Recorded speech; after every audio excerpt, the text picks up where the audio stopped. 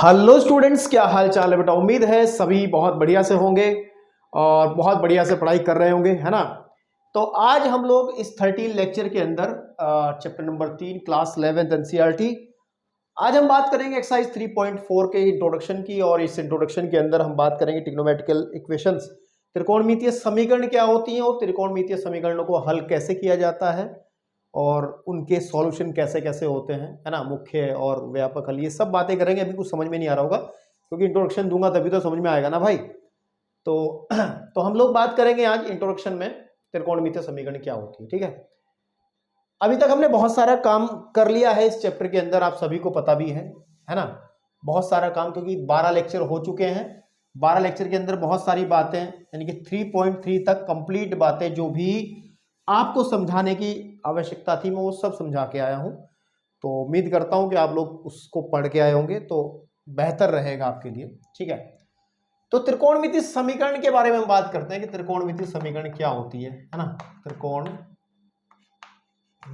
समीकरण आपके पास में ट्रिग्नोमेट्रिकल इक्वेशन क्या होती है, त्रिकोणमितीय समीकरण, ठीक। तो त्रिकोणमितीय समीकरण क्या है? एक ऐसी समीकरण जो त्रिकोणमितीय फलनों को रखती है। मतलब क्या? जैसे मैंने लिखा आपके सामने कि सपोज कर लो कि साइन एक्स प्लस के cos x is equal to suppose कर लो 1 है, या फिर sine x is equal to आपका 1/√2 है, या फिर cos x is equal to कुछ भी दे दे आपको -√3/2 है। तो ये सारी की सारी जो इक्वेशन है, बड़ी सिंपल टाइप की इक्वेशन मैंने आपके सामने लिखी है, ये सब जो है ना, ये त्रिकोणमितीय समीकरण है। और त्रिकोणमितीय समीकरण मतलब क्या, ठीक है नहीं आपके पास में। आप ध्यान देंगे, अगर डेफिनेशन कोई वैसे पूछता नहीं है, इसकी डेफिनेशन क्या है, त्रिकोणमितीय समीकरण की परिभाषा कोई नहीं पूछता, आपको पहचान आनी चाहिए और डेफिनेशन पे ज्यादा ध्यान देने की जरूरत नहीं है। लेकिन फिर भी चलो मैं एक दो बात लिख देता हूं ताकि आप लोग लिखने मतलब कुछ नोट करके जाए यहां से। मतलब एक चर वाली, मैं छोटी सी बात लिख देता हूं, एक चर वाले, ठीक है, एक चर वाले त्रिकोणमितीय, त्रिकोण, ठीक है, त्रिकोणमितीय फलनों के समीकरण, फलनों के समीकरण, ठीक है, आपके पास में, ठीक है नहीं, त्रिकोणमितीय फलनों के समीकरण त्रिकोणमितीय समीकरण कहलाते हैं। त्रिकोणमितीय, ठीक है, समीकरण, ठीक है, आपके पास में कहलाते हैं, ठीक है ना। क्या कहलाते हैं? त्रिकोणमितीय समीकरण कहलाते हैं। आप चेक भी कर सकते हैं क्योंकि एक चर का मतलब है कि इसके अंदर या तो पूरी इक्वेशंस के अंदर x होगा या y होगा। ये इक्वेशंस जो मैंने 3 लिखी हैं वो इसमें x की टर्म्स में है, sine x, cos x, x x. तो ये भी एक समीकरण है, ये भी एक समीकरण है, ये भी एक समीकरण है। कैसी समीकरण है?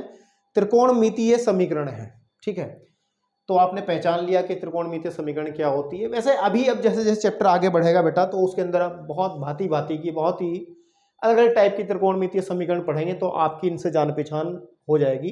जब आप क्वेश्चंस करोगे, एग्जांपल्स करोगे तो हो जाएगी। अभी तो सिर्फ मैं आपको बता के चल रहा हूं कि क्या होता है ना, ठीक है। तो लेकिन इसके बाद तुरंत जो चीज आती है निकल करके, और तुरंत जो चीज आती है निकल करके, वो आती है इनका जो सॉल्यूशन है, यानी कि जो हल है, इनको हल कैसे करते हैं, ठीक है। और जो कि मेन है, जो हमें काम करना है, इनके सॉल्यूशन क्या है। इक्वेशन है तो सॉल्यूशन भी होगा, है ना। आपने इक्वेशंस पढ़ी हैं, बचपन में पढ़ी हैं बहुत सारी समीकरणें, एक चर वाली रैखिक समीकरण, दो चर वाली समीकरण, द्विघात समीकरण, त्रिघात समीकरण। उन सबको जब सॉल्व करते हैं, उनका जब हल निकालते हैं तो क्या निकालते हैं, वहां पर जो चर होता है, चर मीन्स जो वेरिएबल है। जैसे हम एग्जाम्पल लेके चलते हैं, हम लेके चलते हैं कि जैसे sine x is equal to 1/√2 ही लेके चल रहा हूं मैं आपके सामने। जब हम इसको लेके चलते हैं तो इसके अंदर चर जो है x है, हम लोग क्या निकालेंगे, x का मान निकालेंगे, x का मान, ठीक है ना। और जो x का मान निकलेगा वही आपका सॉल्यूशन हो जाएगा, वही आपका हल हो जाएगा। और ये हल जो है वो त्रिकोणमितीय समीकरण को सेटिस्फाई करेगा, संतुष्ट करेगा। वो आपको पता ही है कैसे संतुष्ट करेगा, अभी बता देंगे सब चीजें। तो इतनी बात समझने के लिए जो मैं बातचीत आपके सामने कर रहा हूं, तो मुझे एक एग्जाम्पल चाहिए और एग्जाम्पल से मैं ये सब क्लियर करता हूं कि सॉल्यूशन क्या होता है, कैसे सॉल्यूशन निकाला जाता है। सपोज कर लो आपके सामने यही एक एग्जाम्पल है, यही एक एग्जाम्पल है कि sine x is equal to 1/√2 जो है एक त्रिकोणमितीय समीकरण है और इसको मेरे को हल करना है, सॉल्यूशन निकालना है इसका, ठीक है। तो आप लोगों में से बहुत सारे बच्चे कहेंगे सर मैं अभी इसमें कौन सी बड़ी बात है, इसमें कौन सी बड़ी बात है, हम अभी निकाल देंगे इसका सॉल्यूशन।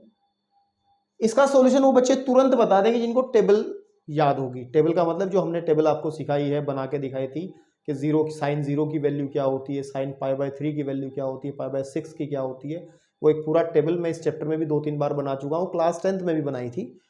तो यहां से अगर देखोगे तो बच्चे देखेंगे, कुछ लोगों ने देखा होगा टेबल के अंदर कि साइन के अंदर, ठीक है ना, ये 0 की वैल्यू है, यहाँ पे π/6 की वैल्यू है, यहाँ पे π/4 की वैल्यू आती है। तो π/4 की वैल्यू 1/√2 होती है, चाहे चेक कर लेना।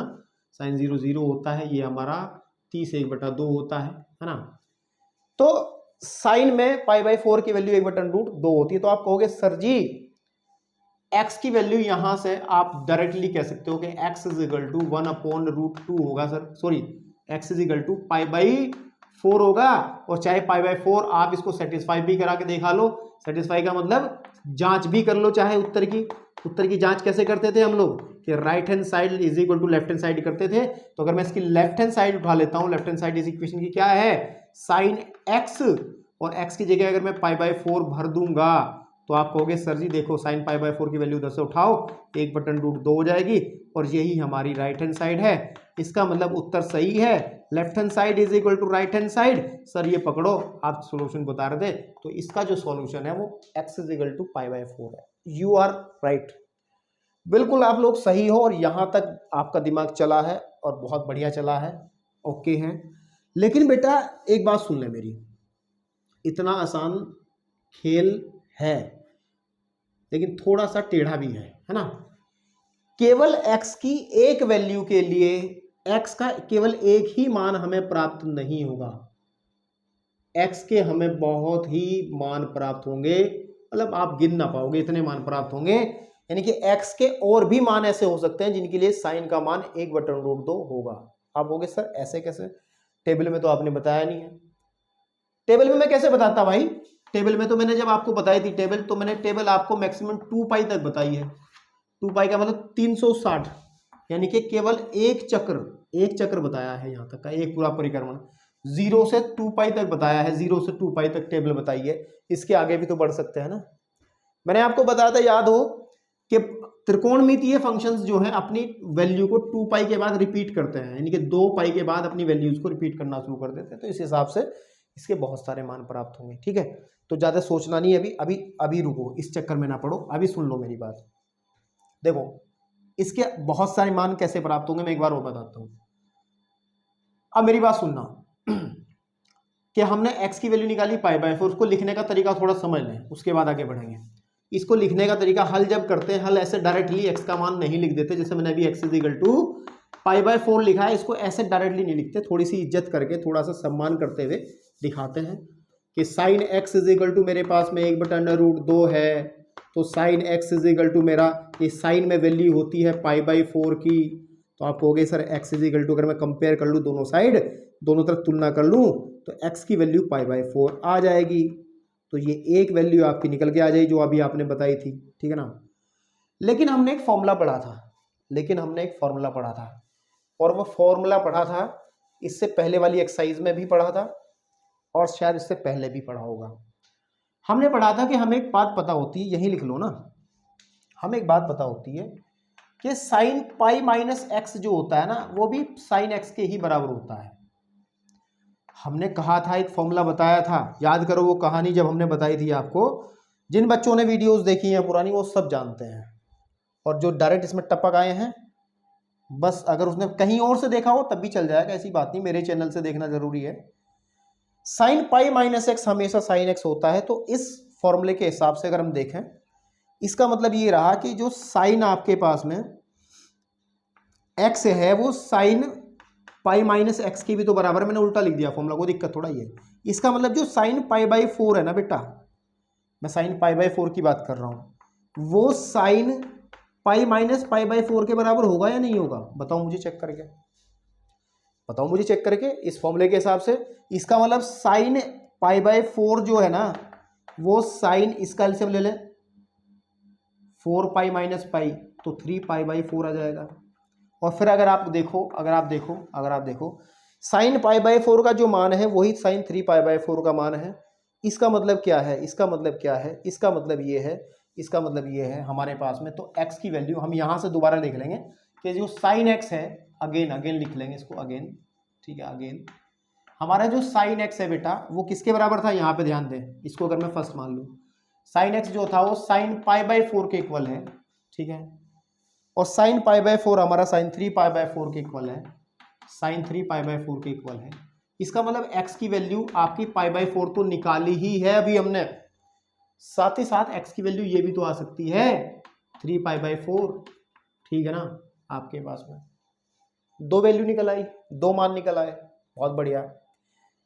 अब मेरे भाई ध्यान से सुनना, एक फॉर्मूला और पढ़ा था हमने, कहा था कि जो साइन होता है, sine 2n pi plus x is always equal to sine x, ठीक है ना, जहां n कोई भी पूर्णांक होता है। ये भी फॉर्मूला पढ़ा था हमने ये कहा था कि 2n पाई प्लस एक्स, अगर 2n पाई यहां बन पा रहा है 2.2 3.2 एक्साइज को शायद याद करो, तो ये जीरो मान लिया जाएगा, जीरो के तरीके से कंसीडर कर लिया जाएगा, तो हम इसको साइन एक्स ही लिख लेंगे जहां n कोई भी पूर्णांक हो सकता है, ठीक है। या इस फॉर्मूले को ये भी कहते हैं कि 2 पाई के बाद वैल्यू रिपीट होनी शुरू हो जाती है। इसको मैंने बहुत डिटेल से बताया था आपको।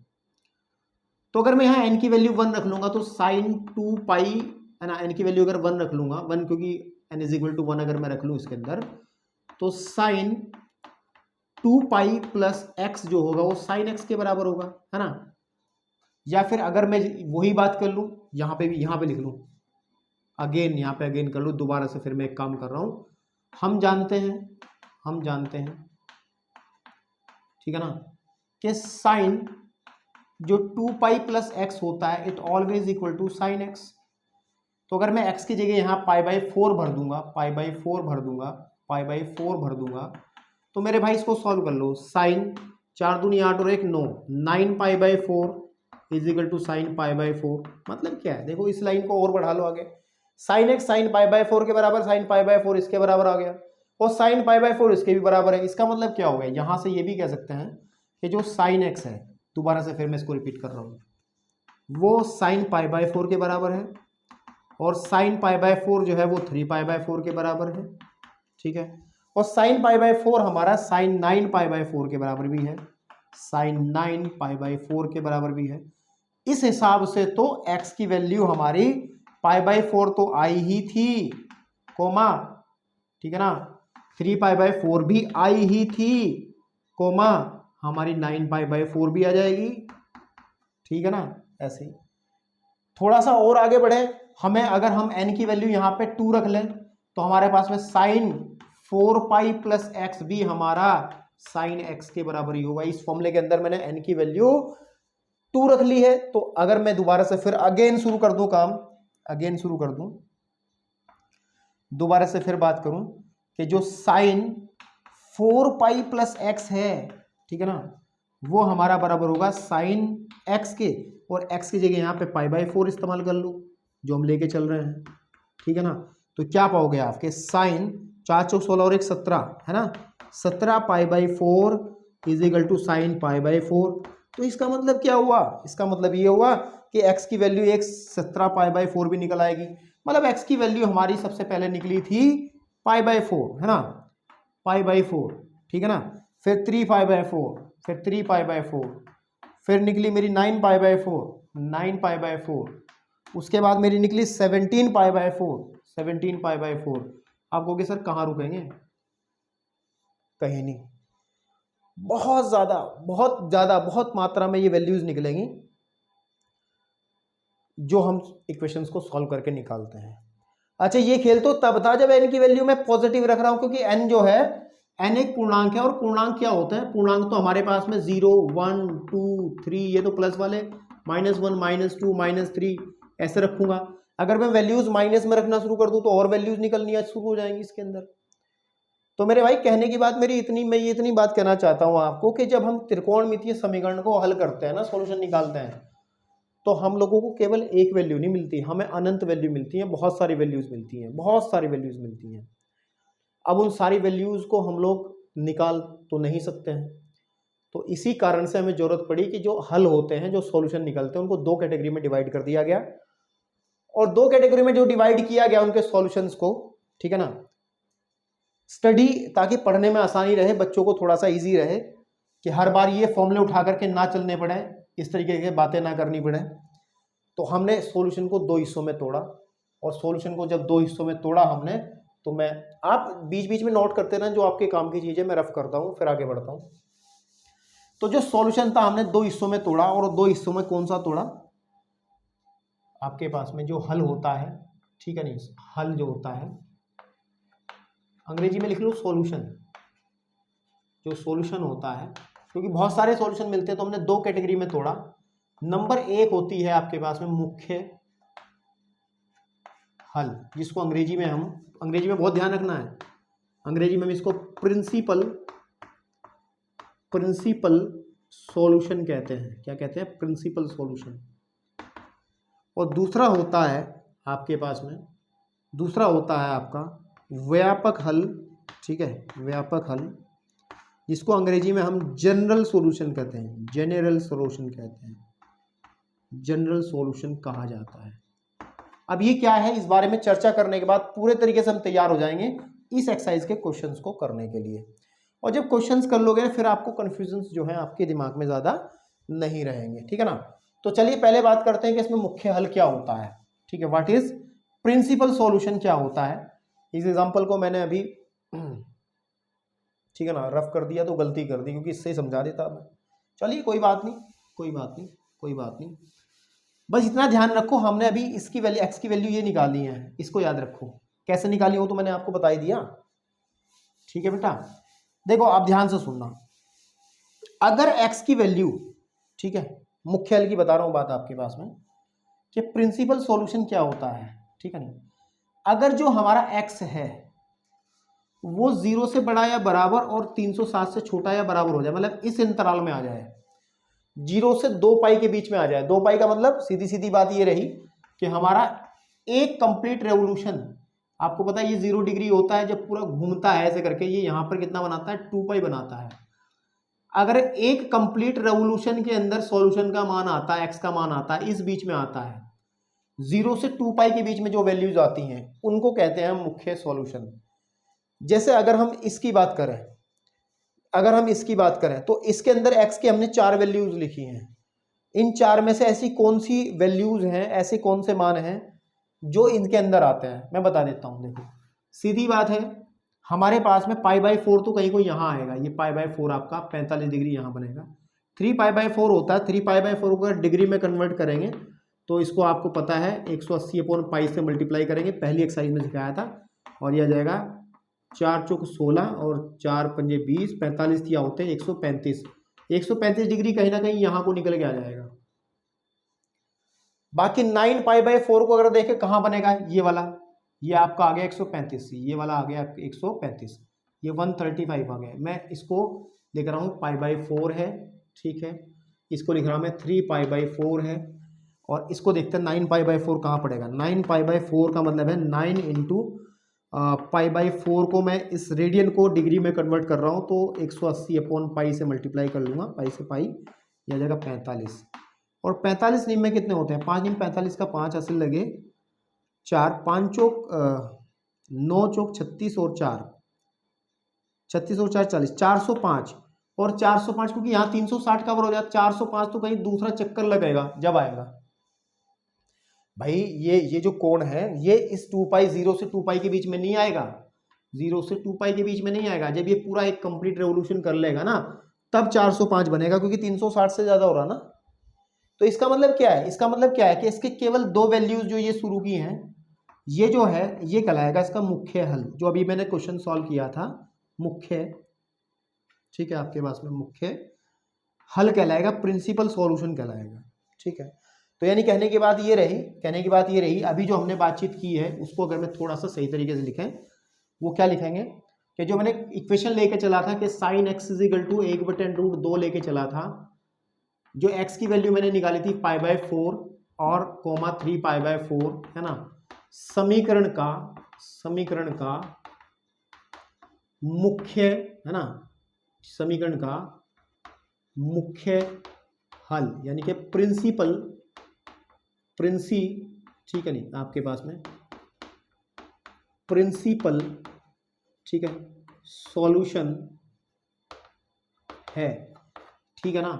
यानी कि अगर x की वैल्यू 0 से 2 पाई के बीच में रहती है तो हम उसको प्रिंसिपल सॉल्यूशन कहते हैं। अब इस प्रिंसिपल सॉल्यूशन के बाद हम जनरल सॉल्यूशन पे पढ़ेंगे। जनरल सॉल्यूशन क्या होता है? जनरल सॉल्यूशन क्या होता है?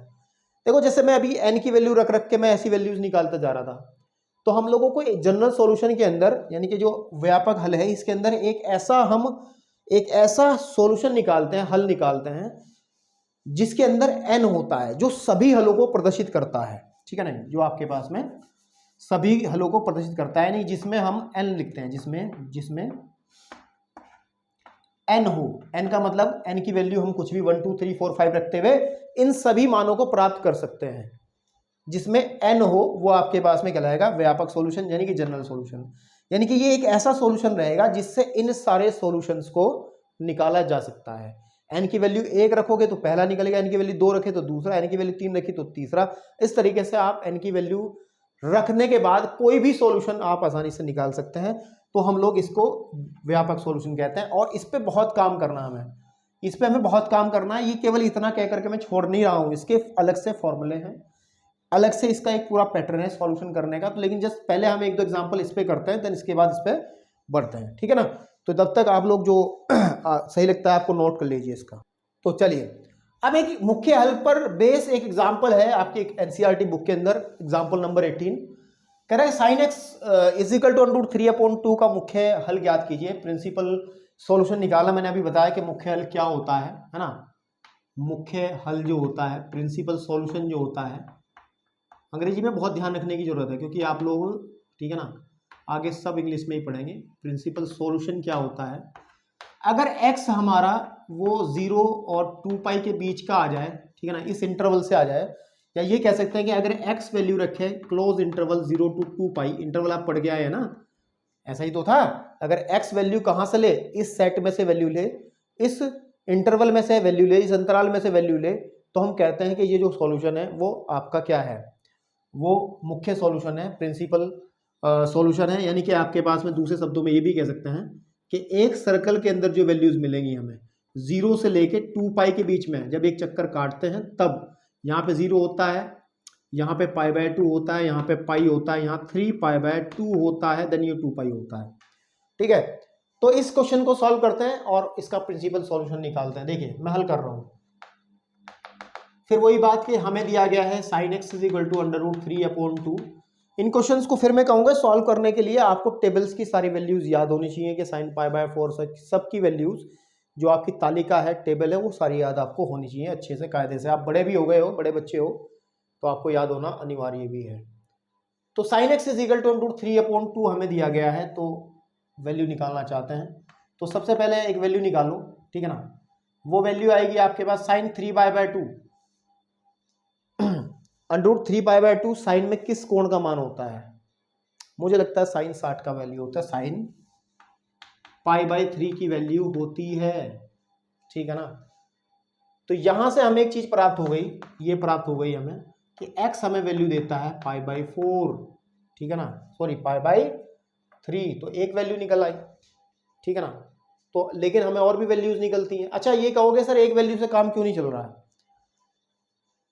हमेशा बता दूं मैं, हर एक त्रिकोणमितीय फंक्शन जो भी होगा हमारे पास में, त्रिकोणमितीय समीकरण हम सॉल्व करेंगे, तो एक कंप्लीट रेवोल्यूशन के अंदर, एक पूरे चक्र के अंदर 2 वैल्यूज आती हैं। वो क्यों? आपको पता है जब हमने सिस्टम बताया था आपको कि जो त्रिकोणमितीय अनुपात होते हैं, ASTC वाला कॉन्सेप्ट बताया था कि 2 जगह प्लस होता है हर जगह, हर जैसे साइन है, साइन हमारा यहाँ फर्स्ट क्वाड्रेंट के अंदर फर्स्ट, ये सेकंड है, ये थर्ड क्वाड्रेंट है, ये फोर्थ क्वाड्रेंट है, और ASTC हमने कहा था कि यहाँ पर A फॉर ऑल, सभी पॉजिटिव होंगे, ऑल पॉजिटिव होंगे। यहाँ पे साइन पॉजिटिव होगा और साइन का जो रिश्तेदार है वो पॉजिटिव होगा, है ना, बाकी सब नेगेटिव होंगे। यहाँ पर tan पॉजिटिव होगा, है ना, और tan का जो रिश्तेदार है कोट पॉजिटिव होगा, और यहाँ पे आपका cos पॉजिटिव होगा, है ना, और यहाँ पर आपका sec पॉजिटिव होगा, बाकी सब नेगेटिव। आप देख पा रहे होंगे कि हर एक साइन दो जगह तो पॉजिटिव है, दो जगह नेगेटिव है। साइन जो है यहाँ पे पॉजिटिव है और यहाँ पे पॉजिटिव है, इसका मतलब इसकी दो वैल्यूज निकलेंगी। ये धनात्मक मान ही तो है, इसका जो मुख्य मान आएगा वो यहीं आएगा दोनों, मतलब इस कोण के लिए बात कर रहा हूँ, इसके लिए वो यहाँ आएगा क्योंकि यही तो पॉजिटिव है। ये नेगेटिव वैल्यू होती फिर कहाँ कहाँ आता, फिर यहाँ और यहाँ आता। वो अभी समझ में आएगा जब क्वेश्चन सॉल्व करेंगे। तो हम लोग अभी एक मान निकाल चुके हैं, दूसरा मान कैसे निकालेंगे, जैसे मैंने एग्जांपल समझाया था आपको कि क्या हम जानते हैं, ठीक है, हम जानते हैं, ठीक है, क्या कि जो साइन आपका sine pi minus x is equal to होता है साइन एक्स के, ये फॉर्मूला पता है, या फिर साइन पाई माइनस एक्स की वैल्यू अगर हम लेके चले पाई बाय 4 जो ऊपर हमने यूज करी है पाई बाय 3, वो बराबर हो जाएगा साइन पाई बाय 3 के, ठीक है ना। या फिर साइन एलसीएम ले लो, 3 एकम 3 में से गया 2 pi by 3 is equal to sine pi by 3। मतलब क्या हुआ कि जो साइन एक्स है बेसिकली यहाँ से अगर देखा जाए साइन एक्स है वो साइन पाई बाय 3 के भी बराबर है, और साइन पाई बाय 3 बराबर है साइन 2 पाई बाय 3 के। इट मीन्स एक्स की जो वैल्यू आएंगी एक तो आ जाएगी पाई बाय 3, एक आ जाएगी 2 पाई बाय 3, और यही हमारा इसका, क्योंकि इसके अंदर हमारे पास में ये जो वैल्यूज़ हैं वो 0 और 2 पाई के बीच की वैल्यूज़ हैं, वो एक ही रेवोल्यूशन में आ रही। इसके आगे अगर आप बढ़ोगे तो देखो आगे अगर हम बढ़ेंगे तो कहाँ जाएंगे फिर हम लोग, फिर हम फॉर्मूले प्रयोग करेंगे 2 पाई प्लस एक्स। लेकिन 2 पाई का मतलब एक कंप्लीट रेवोल्यूशन, यहाँ 2 पाई हो गया, 2 पाई में कुछ जोड़ेंगे तो ये इसमें चला जाएगा ना, फिर तो वो 2 पाई से बाहर हो गया ना। इसका मतलब हमें तो 2 पाई के रेंज में रखना ना आंसर 2 पाई से कम रखना है ना, तो 2 पाई प्लस एक्स वाला फॉर्मूला तो यूज ही नहीं करेंगे हम लोग, है ना। तो केवल हम लोग क्या करेंगे एक्स की वैल्यू 2 निकाल लेंगे ये, तो इसका जो प्रिंसिपल यानी कि मुख्य हल है वो इतना है, ठीक है ना आपके पास में। अभी और चीजें क्लियर होंगी, देखते जाओ।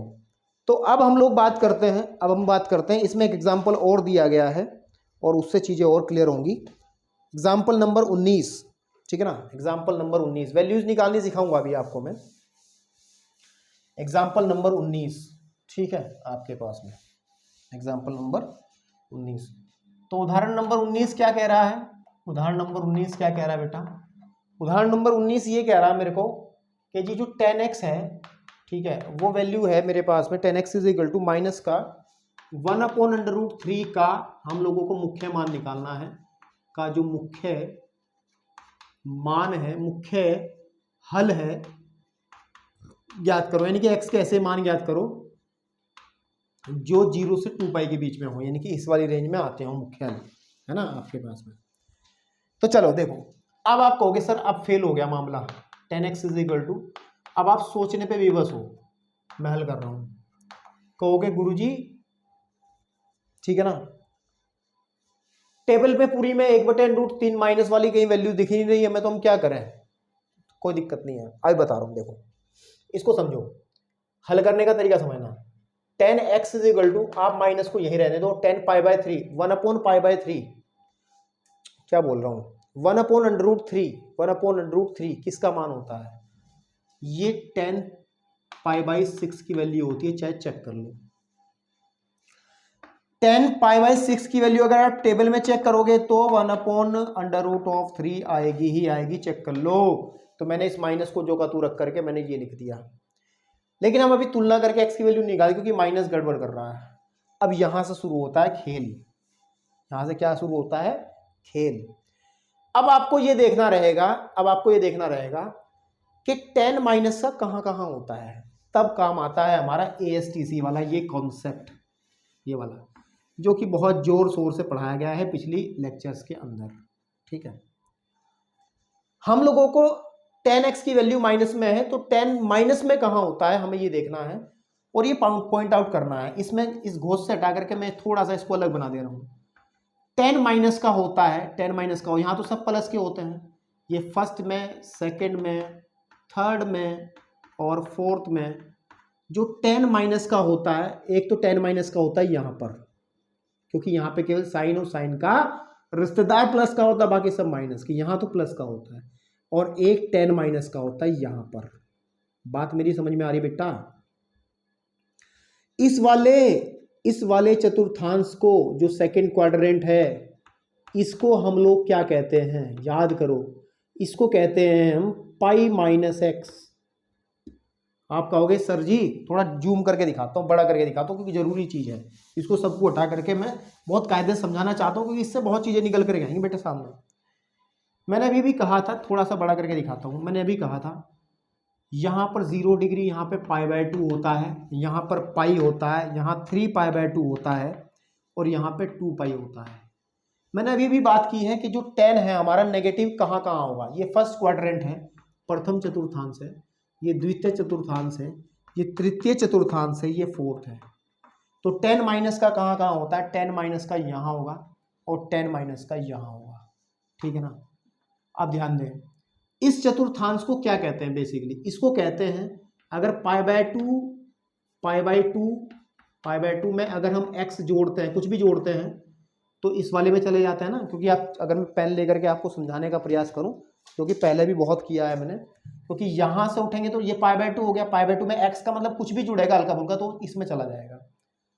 या फिर इसको हम यहाँ पाई होता है, ये पूरा घूम करके पाई आया है ना, पाई वैल्यू, पाई एंगल, तो अगर इसमें से कुछ भी घटाएंगे तो उसमें, यानी कि इसको हम पाई माइनस एक्स भी कह सकते हैं, ठीक है। ये वैल्यूज निकालने का तरीका है, जो पहला एग्जांपल मैंने किया उसमें भी ये बहुत कारगर साबित होगा, भी देखते रहना, ठीक है। इस वाले को मैं क्या कह सकता हूं, इस वाले को मैं लिख सकता हूं पाई प्लस एक्स कह सकता हूं, या फिर 3π/2 माइनस एक्स कह सकता हूं। इस वाले को मैं कह सकता हूं 2π माइनस एक्स कह सकता हूं, या 3π/2, ठीक है ना, और प्लस एक्स कह सकता हूं। तो ये इनके नंबर है। इस वाले को तो आप π/2 माइनस एक्स कह लो या 2π प्लस एक्स कह लो, ये हमारे काम ये होता है। क्योंकि जब 2π पूरा घूम जाएगा तो 2π में कुछ जुड़ेगा तो इसमें चले जाएंगे ना वापस। फिर हमने कहा भी था कि 2π एक पूरा चक्कर होने के बाद में त्रिकोणमितीय फलन अपने मान को रिपीट करना शुरू कर देते हैं। अब आपको एक बात ध्यान देनी है सिर्फ इसके अंदर, जब भी त्रिकोणमितीय समीकरणों को हल करना है तो आपको ध्यान रखना है π/2 और 3π/2 से परहेज करना है। मतलब ये वाले फॉर्मूले यूज नहीं करने, इनके फॉर्मूले का मतलब ना तो इसको यूज करना है ना इसको यूज करना है, ठीक है ना, पूरा काट दे रहा हूँ आपके पास में, ना इस वाले को यूज करना है और ना इस वाले को यूज करना है। आप कहोगे सर ऐसा क्यों? हमने जब 3π/2 यानी कि जैसे कि साइन π/2 माइनस एक्स का फॉर्मूला बताया था क्या होगा, तो आपने लिखा सर कोस एक्स हो जाएगा। यहाँ पे क्या होता था कि साइन कोस में चेंज हो जाता था, मतलब इसमें क्या होता था, इसमें त्रिकोणमितीय फलन चेंज हो जाते थे। क्या हो जाते थे? चेंज कैसे होते थे कि साइन जो है वो चेंज होता था कोस में, कोस जो है वो चेंज होता था साइन में, टेन जो है वो चेंज होता था कोट में, कोट जो है वो चेंज होता था टेन में, ये चीज़ बताई थी ना। और जो सेक है वो चेंज होता था कोसेक में, और जो कोसेक है वो चेंज हो जाता आपके पास में सेक में। तो इस बीमारी से बचने के लिए हम नहीं इस बारे में बात करना चाहते हैं चेंज वेंज वाला, तो हम इस जड़ को हटा देते हैं, π/2 और 3π/2 वाले फॉर्मूलों को ही हम डिलीट कर देते हैं ताकि इक्वेशन सॉल्व करने में आसानी रहे। तो मैं ये सब चीज़ हटा दे रहा हूँ यहाँ से। हम जब भी काम करेंगे पाई में या फिर 2π में काम करेंगे, पाई में या फिर, इसको तो हटाइए, तो फर्स्ट वैल्यू इसकी तो सब वैल्यू पता ही रहती है आपको। हम किस में काम करेंगे बेटा? हम इन तीन चीज़ों में काम करेंगे, आप कहोगे सर वो 2π प्लस एक्स क्यों हटा दिया? अरे 2π प्लस एक्स इसलिए हटाया क्योंकि ये मुख्य मान होगा ही नहीं कभी। मुख्य मान क्यों नहीं होगा? क्योंकि 2π से बाहर हो जाएगी ना वैल्यू, ठीक है। तो बेटा हम लोग इसमें काम करेंगे, सिर्फ इसमें काम करेंगे, ठीक है ना। तो अभी इस क्वेश्चन पर वापस आ जाओ। हमने कहा था कि 10 कहाँ कहाँ माइनस का होता है, 10 यहाँ पे माइनस का होता है और 10 यहाँ पे माइनस का होता है। चलिए अब देखो मैं सॉल्यूशन कर रहा हूँ, मैं लिख रहा हूँ 10x इज इक्वल टू, इस माइनस को हटाने का तरीका एक है कि इसको लिख दो 10 पाई माइनस π/6। कहोगे सर जी ये क्या कमाल किया है? कमाल ऐसा किया जो बिल्कुल सर के ऊपर से आपको निकला होगा, लेकिन नहीं, याद करो, कॉपी खोलो पुरानी, पाई माइनस एक्स का फॉर्मूला लिखवाया हुआ मैंने और वो होता है 10x माइनस का 10x। तरीका बताया था वहां पे मैंने याद करने का कि अगर पाई होगा तो चेंज नहीं होगा, 10 का 10 ही रहेगा। पाई माइनस एक्स का मतलब दूसरे चतुर्थांश की बात हो रही है, दूसरे चतुर्थांश में 10 माइनस का होता है। ये याद करने के मैंने तरीके बहुत कायदे से बताए थे। इंट्रोडक्शन जो हमने 3.3 का करा था, पहला ही वीडियो था जिसमें मैंने सारे फॉर्मूले आपको बताए थे, पहला ही लेक्चर था। इसका मतलब ये रहा कि जो 10x है दैट इज इक्वल टू, इसको जब मैं सॉल्व करूंगा 6 कम 6, 6 में से 1 जा करके बचा 5 पाई/6 आ जाएगा। यानी कि ये हमें देगा कि x की जो वैल्यू है वो 5 पाई/6 आ गई जब हमने बात करी इस चतुर्थांश में, यानी कि सेकंड में। चाहे तो आप लिखना चाहो तो यहाँ लिख भी सकते हो सेकंड, है ना, यहाँ लिख भी सकते हो एक लाइन बना करके बीच में, यहाँ पर सेकंड, ठीक है नहीं, क्वाड्रेंट मतलब चतुर्थांश में, सेकंड क्वाड्रेंट में ये स्थिति बन गई, क्योंकि सेकंड क्वाड्रेंट में हमारा ये माइनस का होता है 10x, इसलिए मैंने ये काम किया। अब अगेन ध्यान से देखना 10 कहाँ माइनस का होता है, यहाँ पे माइनस का होता है। अगेन हमें पता है कि 10x इज इक्वल टू, उठाना कहाँ से, उठाना ये है, ये हमें पता है कि 10x इज इक्वल टू हमारा माइनस का 10 पाई/6 है, तो इसको लिख सकते हैं 10x is equal to, minus को हटाना चाहते हैं तो चले जाओ फोर्थ में, है ना, चले जाओ किसमें, फोर्थ में, तो लिखेंगे 10 2 पाई माइनस पाई/6। आप कहोगे सर कैसी बात कर रहे हो, याद करो, कॉपी खोलो पीछे, 10 2 pi minus x is equal होता है माइनस का 10x, चाहे खोल के देख लो मेरे भाई, दावा है पूरा। Then 10x is equal to मेरे पास में आ जाएगा, 10x इज इक्वल टू हो जाएगा 4 तिया 6 दूनी 12 में से गया 11, 10 11 पाई/6। ये तो नहीं दिक्कत हो रही किसी को कि 2 पाई माइनस पाई/6 लिखा है तो कैसे सॉल्व कर रहे हैं गुरुजी, इसके बटे 1 मान के एलसीएम 6 ले लिया, 6 दूनी 12 पाई माइनस पाई तो 11 पाई/6, तो ऐसे लिख रहा हूं भाई। तो यानी कि x की जो वैल्यू है हमें देती है, x की वैल्यू वो मिलता है 11 पाई/6, बस ये दो ही वैल्यू है। तो इसका मतलब हमारा क्या हुआ कि x की जो दो वैल्यू निकली हैं, एक निकली है 5 पाई/6 और एक निकली है 11 पाई/6। ये इसके मुख्य मान है, क्योंकि ये मान एक चक्कर में आ रहे हैं, इससे ज्यादा अगर कहीं बढ़ेंगे, क्योंकि 2 इससे ऊपर जाएंगे तो वो दूसरा चक्कर हो जाएगा और वैल्यू 2 पाई से बाहर चली जाएगी, इस इंटरवल में नहीं आएगी, इस इंटरवल से बाहर हो जाएगी। तो इस क्वेश्चन को सॉल्व करने का तरीका थोड़ा सा आपको मेहनत करने की जरूरत है, समझने की जरूरत है। एक एग्जाम्पल और करेंगे हम लोग इस पे, लेकिन अभी नहीं, है ना, अब इतना काफी है एक मुख्य हल को समझने के लिए, बाकी बातें जब एक्सरसाइज में क्वेश्चंस करेंगे तब आपको हम समझाएंगे। अब हम लोग चलते हैं, आप वीडियो को पॉज करके नोट कर सकते हैं। अब हम चलते हैं कि व्यापक हल क्या होता है, ठीक है ना, व्हाट इज जनरल सॉल्यूशन। थोड़ी सी बात बताई थी लेकिन उससे काम चलने वाला नहीं है, हम लोग उसको अच्छे से कायदे से देखेंगे। देखो, व्यापक हल निकालने के लिए बेटा आप लोगों को क्या चाहिए, कुछ फॉर्मूले चाहिए, कुछ रिजल्ट चाहिए। और पहला रिजल्ट आपके पास में क्या है कि अगर sine x is equal to sine y आपको दिखाई दे कहीं, इस तरीके की कंडीशन आपको दिखाई दे कहीं, तो आपको जो सॉल्यूशन निकालना है, क्योंकि अभी क्या हो रहा था, अभी जैसे हम कर रहे हैं कि sine x is equal to, हमने अभी 1/2 लेके चले थे और हमने लिखा था कि sine x is equal to sine पाई/4 लिख दिया था आप लोगों ने, है ना। तो यही तो कंडीशन है वो जो मैं लिख रहा हूं ऊपर कि sine x is equal to sine y की वैल्यू ये है, ठीक है। अगर कहीं ऐसा दिखाई दे, ऐसी कंडीशन बन जाए, जैसे इस सवाल में ऐसी कंडीशन यहां बनी थी, तब हम लोग बात किसकी कर रहे हैं, हम लिख तो ले, हम बात कर रहे हैं व्यापक हल की, व्यापक हल यानी कि जनरल सॉल्यूशन, ठीक है ना, जनरल, ठीक है, जनरल सॉल्यूशन की हम लोग बात कर रहे हैं। और जनरल सॉल्यूशन क्या होता है, जिसके अंदर n होता है, एक ऐसा सॉल्यूशन, एक ऐसा हल जिससे सारे हल निकल सकते हैं, n का मान रखते जाओ, सारे मान प्राप्त होते चले जाएंगे। तो अगर कभी sine x is equal to sine y हो, तो जनरल सॉल्यूशन जो व्यापक हल बनेगा, तो व्यापक हल बनेगा, ठीक है ना, तो वो बनेगा x is equal to n pi plus -1 की पावर n और y, जहां n जो है कोई भी पूर्णांक हो सकता है, n कोई भी पूर्णांक हो सकता है, ठीक है बेटा। तो दिस इज, ये एक फॉर्मूला है, इसको याद रखो, कुछ भी है। प्रूफ इसका जरूरी नहीं है, प्रूफ के चक्कर में पढ़ने की आवश्यकता नहीं है, क्योंकि इसको डायरेक्ट इस्तेमाल में लाना है, प्रूफ के चक्कर में पढ़ने की जरूरत नहीं है। अगर आप अच्छे दिमागदारी हो तो वो प्रूफ किताबों में दे रखा, वहां से आपको आसानी समझ में भी आ जाएगा, लेकिन कोई जरूरत नहीं देखने की। सिर्फ इतना याद रखे कि sine x is equal to sine y है, तो उसका व्यापक हल बनेगा x is equal to n pi plus minus -1 की पावर n और y जहाँ n कोई भी पूर्णांक है, इंटीजर है। तो अगर मैं इस फॉर्मूले को इसमें अप्लाई करके दिखाऊं आपको, तो आप थोड़ा कंफर्टेबल फील करेंगे नहीं करेंगे? हाँ, sine x is equal to sine y, तो एक्स इजिकल टू आ जाएगा n पाई प्लस -1 की पावर n एक्स की, और y क्या है हमारा, ये पाई बाई 4, और n क्या है, कोई भी पूर्णांक है। ये आपका व्यापक हल का आंसर आ गया।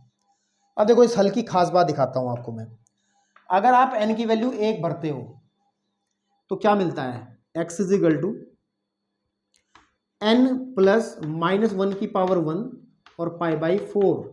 x इजिकल टू आ जाएगा आपके पास में, n नहीं सॉरी n की वैल्यू तो रख दी, यहाँ पाई आएगा कि पाई माइनस पाई बाई 4, और x इजिकल टू आ जाएगा आपके पास में 3 पाई बाई 4। चेक कर लो, ठीक है ना।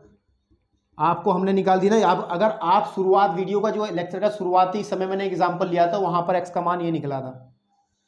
n का मान आप -1 भर दोगे तो कुछ और वैल्यू निकल के आ जाएंगी। मतलब इससे क्या होगा, जितने भी पॉसिबल सॉल्यूशन है, जितने भी संभव हल हैं इस त्रिकोणमितीय समीकरण के, हम n की वैल्यूज रखते रखते, क्योंकि n क्या है, n एक पूर्णांक है ना, n क्या है, एक पूर्णांक है, और पूर्णांक तो बहुत बड़ी फैमिली रखता है, 0 1 2 3 4।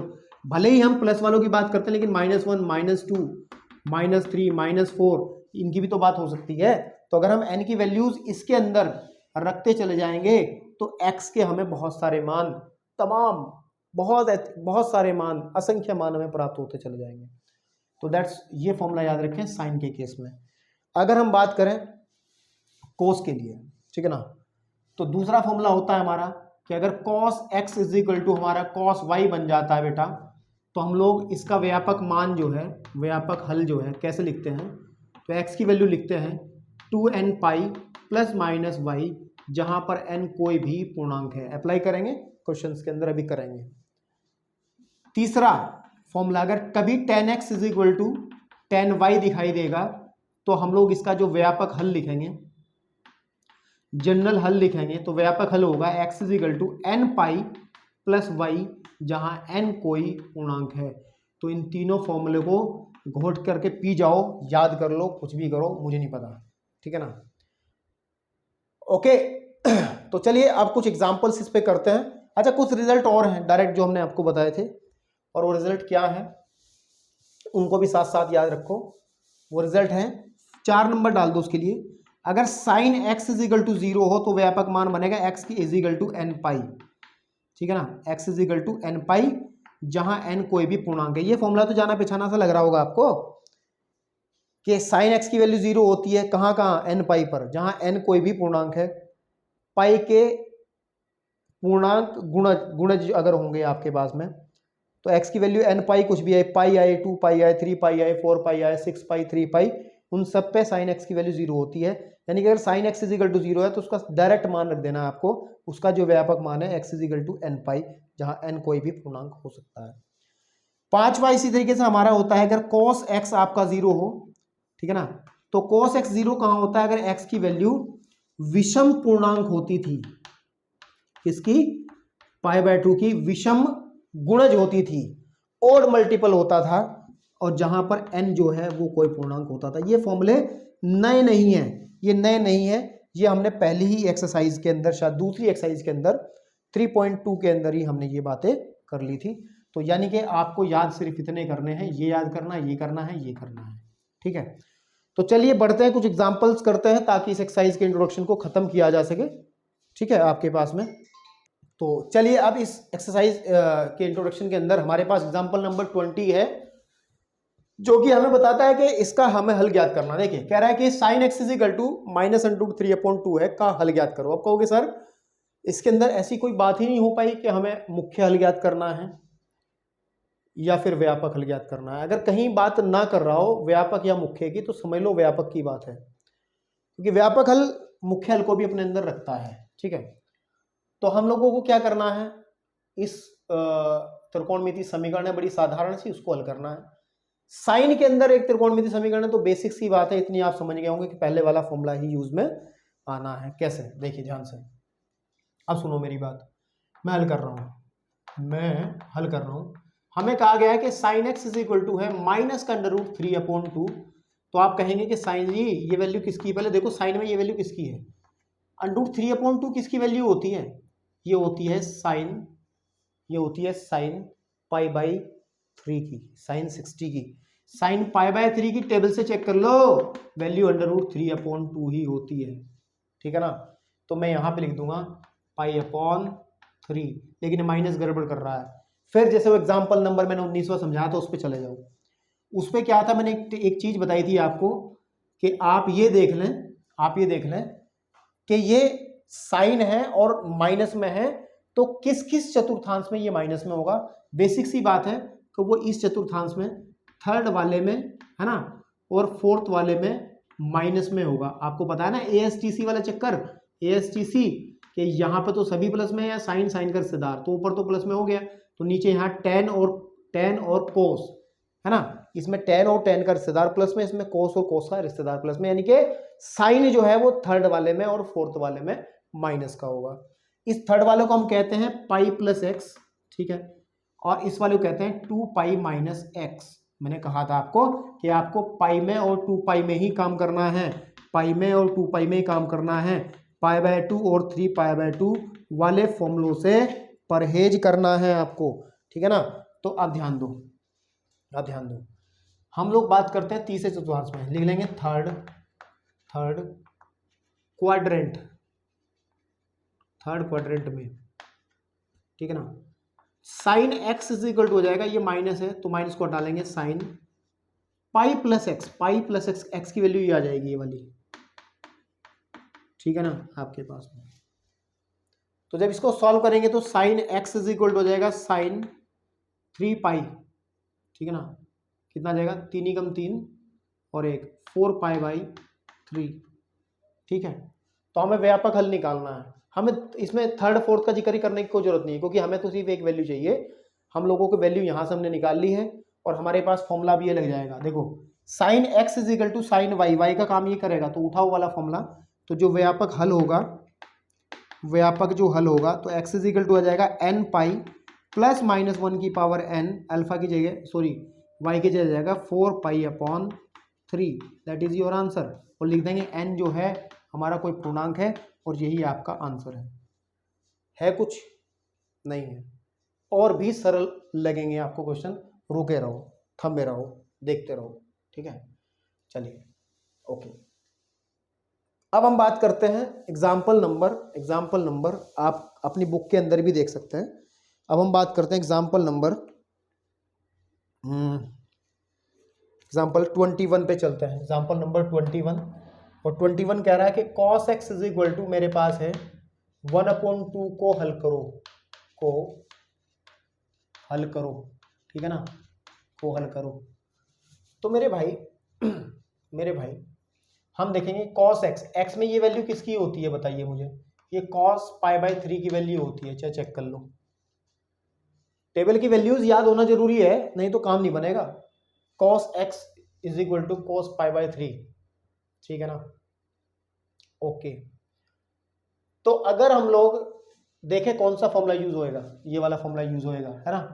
तो cos x is equal to cos y, तो व्यापक जो हल होगा वो होगा x is equal to 2nπ ±y मतलब π/3, और जहां पर n कोई भी पूर्णांक होगा तो ये आपका आंसर आ जाएगा। है कुछ नहीं है, ड्रामा है, बहुत आसान है, ठीक है। चलिए बढ़ते हैं आगे की तरफ। आगे हम लोग बढ़ते हैं कुछ इसका एग्जाम्पल नंबर बात करते हैं 23, उदाहरण नंबर 22, है ना।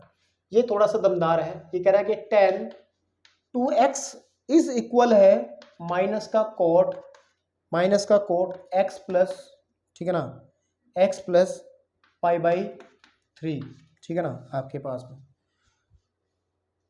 तो अब आप कहोगे सर जी आपने तो हमें एक फॉर्मूला बताया 10 में कि अगर 10x is equal to 10y है, लेकिन यहां पर तो कोट आ गया, तो कोई दिक्कत नहीं मेरे भाई, हम इसको चेंज कर लेंगे। देखो कई बार क्या होता है, मैंने कहा था कि π/2 से और 3π/2 से परहेज करना है थोड़ा सा, लेकिन यहाँ पे उसका इस्तेमाल थोड़ा करना पड़ेगा मेरे को। देखो मुझे क्या चाहिए कि tan 2x तो मेरे पास है ही है, इज इक्वल टू, बेटा ध्यान से देखना, अगर मैं इस इक्वेशन को सॉल्व करना चाहता हूं तो मुझे आगे का हिस्सा भी, यानी कि राइट हैंड साइड वाला हिस्सा भी tan में ही चाहिए, और लेकिन यहां माइनस कोट है। अब सुनो मेरी बात, अब सुनो मेरी बात, आ जाओ चतुर्थांश के अंदर, बात कर लेते हैं, है ना, कि tan माइनस का कहां होता है, tan की वैल्यू माइनस में, tan माइनस का कहां होता है, tan माइनस का यहां होता है या फिर यहां होता है, ठीक है। इसको कहते थे पाई माइनस एक्स, ठीक है, इसको कहते थे पाई माइनस एक्स, इसके बारे में जिक्र करने की जरूरत नहीं क्योंकि हमें तो एक ही मान चाहिए, ठीक है। अब लेकिन समस्या ये है कि पाई माइनस एक्स वाला फॉर्मूला इसमें लगा, काम चलेगा नहीं। क्यों नहीं चलेगा? क्योंकि वैल्यू कोट में है, यानी कि tan कोट में कन्वर्ट हो रहा, और जब tan जो है हमारा कोट में कन्वर्ट होता है, ये कब कन्वर्ट होता है? जब हम बात करते हैं कि tan π/2 प्लस एक्स करते हैं तो हमारा माइनस का कोट एक्स आता है। चेक कर लो, फॉर्मूला चेक करो जो हमने पढ़ा रखे हैं आपको। आप मेरी बात सुनो ध्यान से, tan π/4 प्लस एक्स हमारा माइनस कोट एक्स होता है।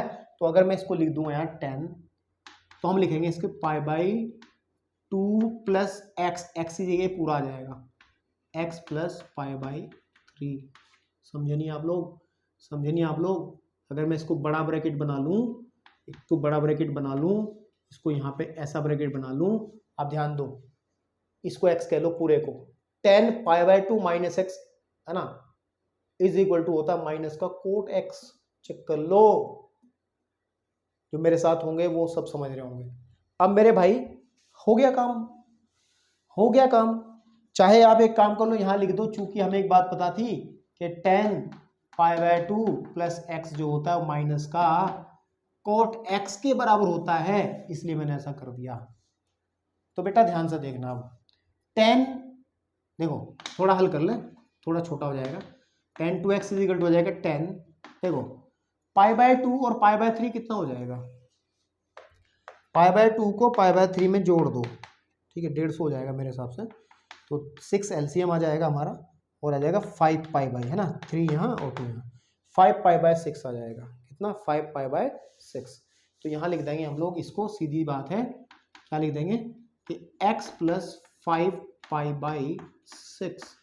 तो फॉर्मूला लगा लो, tan x is equal to tan y, tan x is equal to tan y। तो व्यापक हल क्या बनेगा भाई? व्यापक हल, व्यापक जो हल बनेगा वो बनेगा 2x इज इक्वल टू, क्योंकि यहाँ पे 2x है, यहाँ पे x था तो x बराबर बना, तो यहाँ 2x है तो 2x के बराबर, 2x is equal to n pi plus y, y की जगह आ जाएगा x प्लस 5π/6। इस x को उधर उठा लाओ कि 2x minus x is equal to n pi plus 5π/6। साथ ही साथ ध्यान रखें n जो है कोई पूर्णांक होगा, n कोई पूर्णांक होगा, तो आपके पास में x इज इक्वल टू आ जाएगा n पाई प्लस 5π/6, जहाँ पर n कोई भी पूर्णांक है।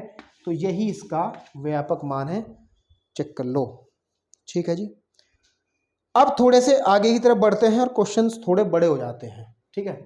तो मैं इसको रफ कर रहा हूँ, ठीक है ना, और मैं बढ़ता हूँ एग्जाम्पल नंबर 23 की तरफ, एग्जाम्पल नंबर 23 की तरफ। और 23 एग्जाम्पल में थोड़ी ताकत लगी क्योंकि समीकरण थोड़ी सी बड़ी हो जा रही है। उदाहरण नंबर 23 हल कीजिए।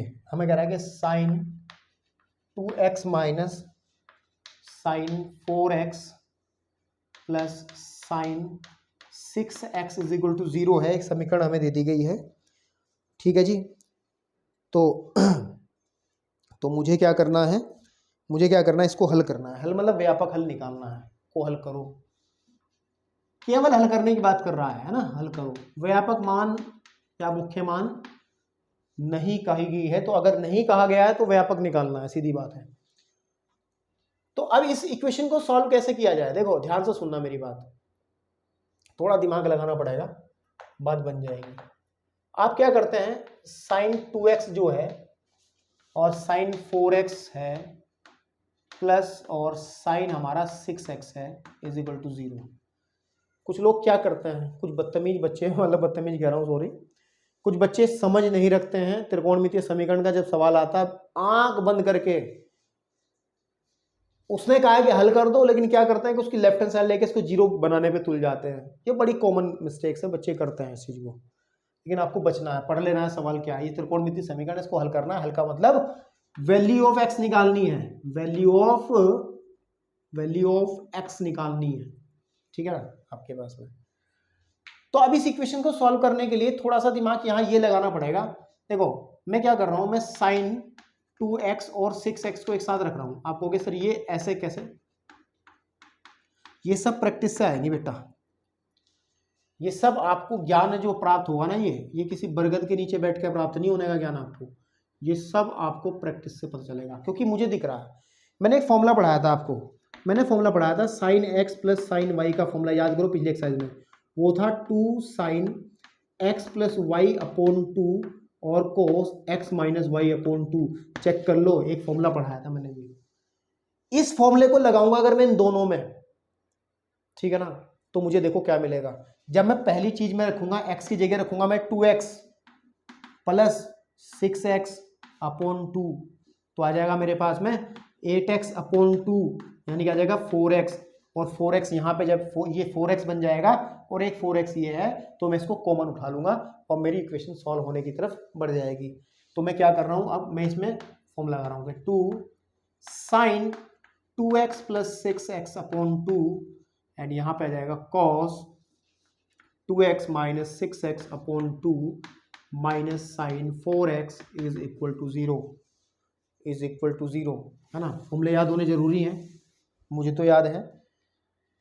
तो बेटा ये देखो 2 साइन 2x और ये कितना हो गया 6x, sorry 8x upon 2 and cos minus के 4x अपॉन 2, ठीक है ना, और माइनस के sign 4x is equal to 0, ठीक है जी। ये कटेगा इससे 4 टाइम्स, तो आ जाएगा 2 साइन 4x, ठीक है ना, साइन 4x कॉस, देखो कॉस क्या होता है, एक फॉर्मूला हमने पढ़ा था कि cos of minus x is equal to होता है कॉस एक्स, या देसी भाषा में ये कहा जाता था कि कॉस माइनस को खा लेता है, तो ये कटेगा इससे 2 बारी, तो ये माइनस जो है मर जाएगा, इसको केवल 2x ले देंगे माइनस के साइन 4x। अब देखो दिमाग जो ऊपर लगाया था, ये साइन 4x यहाँ भी है, साइन 4x यहाँ भी, कॉमन निकाल लो। तो साइन 4x जब कॉमन निकलेगा तो अंदर बचेगा 2 cos 2x minus 1 is equal to 0, हो गया काम।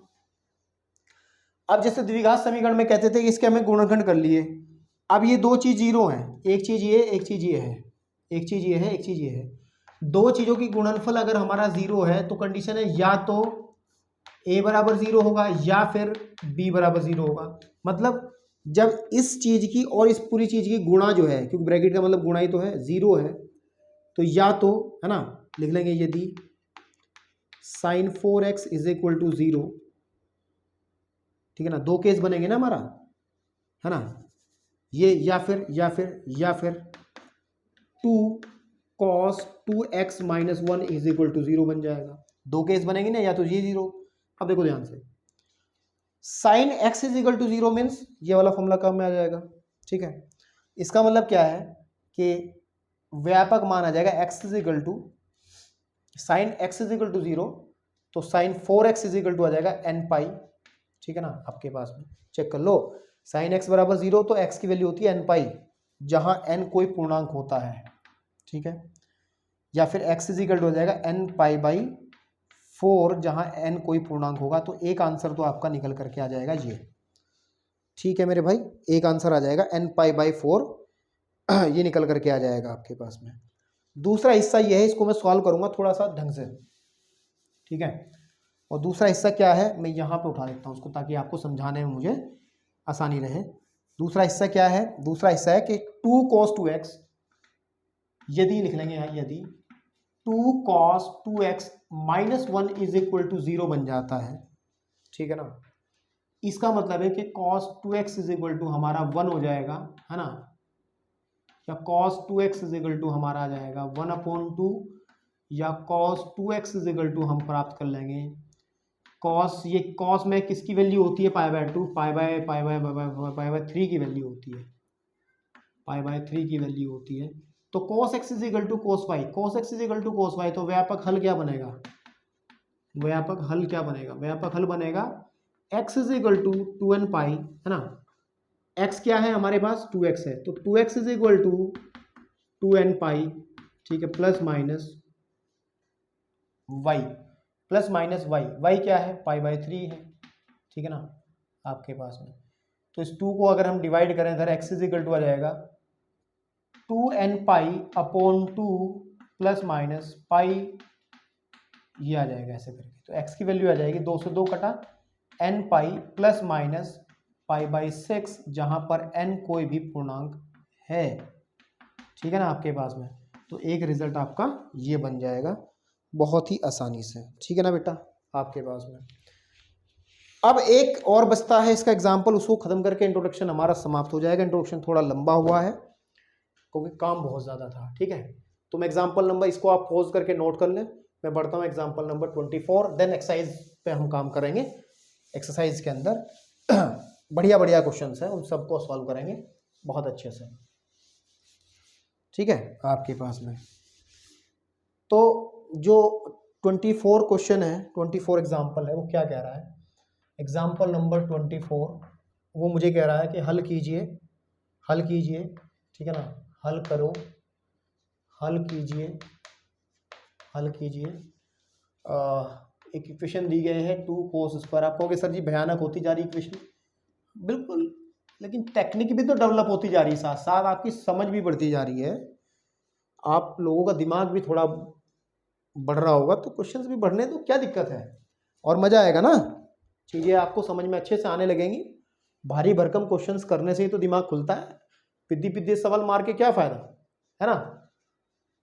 तो भाई इस इक्वेशन को सॉल्व करने के लिए क्या करना है, देखो सबसे पहली बात, स्टेप ध्यान रखें, अगर त्रिकोणमितीय समीकरण के अंदर 2 त्रिकोणमितीय फलन हो, इसके अंदर साइन भी है कोस भी है, लेकिन फॉर्मूले क्या है, या तो साइन साइन है, या कोस कोस है, या टेन टेन है, विपरीत नहीं है, साइन कोस नहीं है। तो हमें कोशिश ये करनी है कि इस समीकरण को या तो पूरा कोस में बना लो या पूरी साइन में बना लो, ठीक है ना।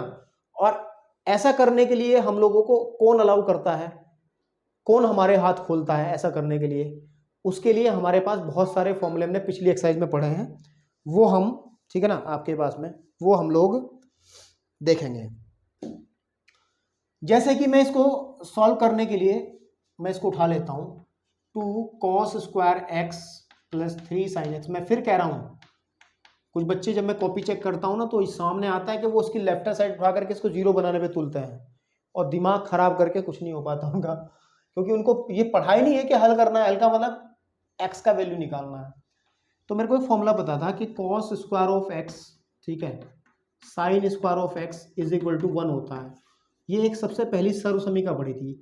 तो अगर मैं cos स्क्वायर ऑफ एक्स की वैल्यू निकाल लूँ तो 1 माइनस साइन स्क्वायर एक्स आ जाएगा, जो कि हमें शायद ये कुछ हेल्प कर दे। तो मैं लिख दे रहा हूँ यहाँ 2 बाहर है कि 1 माइनस के साइन स्क्वायर ऑफ एक्स और 3 sine x is equal to 0। तो आ जाएगा मेरे पास में 2 minus 2 sine square x plus 3 sine x is equal to 0। इसको सही कर लो, क्योंकि द्विघात वाला शुरू में रख लो, है ना, घात 2 फिर 1 फिर ऐसा, जैसे द्विघात समीकरण में लिखते थे ना, माइनस का 2 साइन स्क्वायर एक्स प्लस का 3 साइन एक्स प्लस का 2 इज इक्वल टू 0, ठीक है ना। अब इस माइनस को खत्म करने के लिए माइनस से गुणा कर दे रहा हूँ पूरी इक्वेशन में, तो sign square x minus 3 sine x minus का 2 इज इक्वल टू 0। अब यहाँ पे वैसे आप लोग जब समझदार हो जाओगे, थोड़े और बड़े हो जाओगे, क्वेश्चंस करने लगोगे, तो तुम क्वेश्चन को यहाँ से भी सॉल्व कर सकते हो, लेकिन अभी के लिए क्लास 10 से ताज़ा आए हो तो इतना भारी भरकम काम ना करो। आप एक काम कर लो, इसमें थोड़ा सा चेंजेस कर लो, माना साइन एक्स को आप कुछ भी कह लो, ए कह लो, ठीक है ना, साइन एक्स को ए कहेंगे, तब हम क्या करेंगे, तब समीकरण ऊपर वाली क्या बन जाएगी, 2 साइन एक्स को ए कहा तो ये हो जाएगा ए स्क्वायर माइनस 3a माइनस का 2 इज इक्वल टू 0। पहचानो, एक द्विघात समीकरण बनी है, और द्विघात समीकरण के इसके मूल ज्ञात कर लो, फिर देखते हैं क्या बनता है। 2 दूनी 4 के टुकड़े घटाने पर 3 आता हो, सबको पता है, जितने भी ईमानदारी से 10th पास करके आए हैं उनको सबको पता है भाई। वो आ जाएगा आपके पास में 4 माइनस 1 a माइनस का 2 बराबर 0। तो 2a स्क्वायर माइनस का 4a minus plus a minus 2 is equal to 0। तो 2a कॉमन निकालेंगे तो a माइनस का 2 आ जाएगा, प्लस का 1 कॉमन निकालेंगे तो a माइनस 2 है ही है, इज इक्वल टू 0, या 2a प्लस 1 एक फैक्टर बन जाएगा और a माइनस का 2 इज इक्वल टू एक फैक्टर बन जाएगा।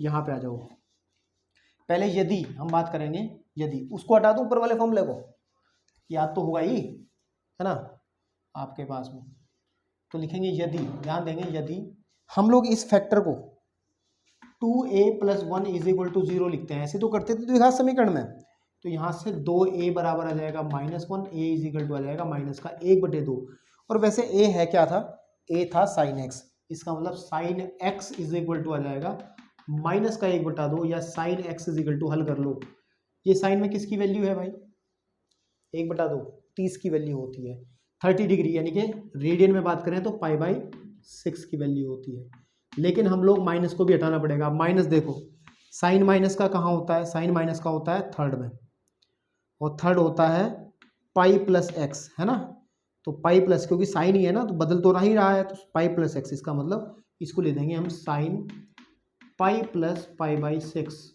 ठीक है, पाई प्लस π/6, ठीक है आपके पास में।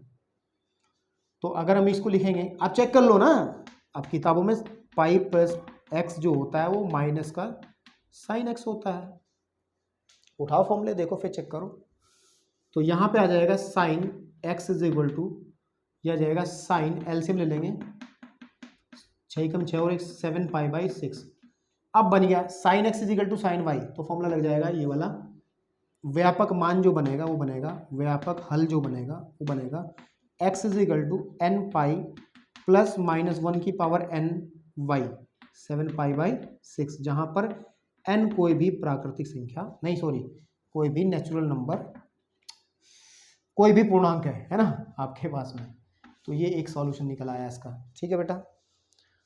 अब अगर हम बात करें दूसरे पार्ट की, यदि n माइनस, सॉरी ये वाला person, a minus 2 is equal to 0, then a is equal to हो जाएगा 2, व्हाट इज a था साइन x, तो इसका मतलब साइन x की जो वैल्यू है वो 2 आ जाएगी।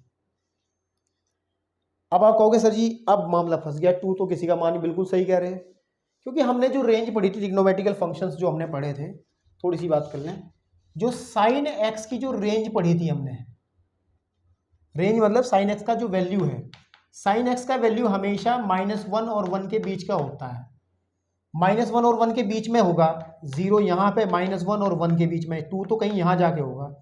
साइन की जो वैल्यू होती है वो इसके बीच की होती है, यहाँ पे होती ही नहीं है, असंभव है, ये संभव ही नहीं है ना, तो उसको लिख दो असंभव, असंभव, ठीक है, नहीं तो ये कट जाएगा, इससे कोई मान प्राप्त नहीं होगा, तो एक ही आंसर बनेगा वो ये। बहुत सारा काम किया है और बहुत सारा काम हो भी गया है, ठीक है आपके पास में, मुझे लगता है आपका सर भी भारी हो गया होगा, बहुत टेक्निकल पॉइंट्स थे, लेकिन जब एक्सरसाइज के अंदर क्वेश्चंस करेंगे तो सारी चीज़ें वापस आ जाएंगी जो आपने सीखी हैं। बस एक बार कायदे से वीडियो को देख करके आगे बढ़ें। धन्यवाद।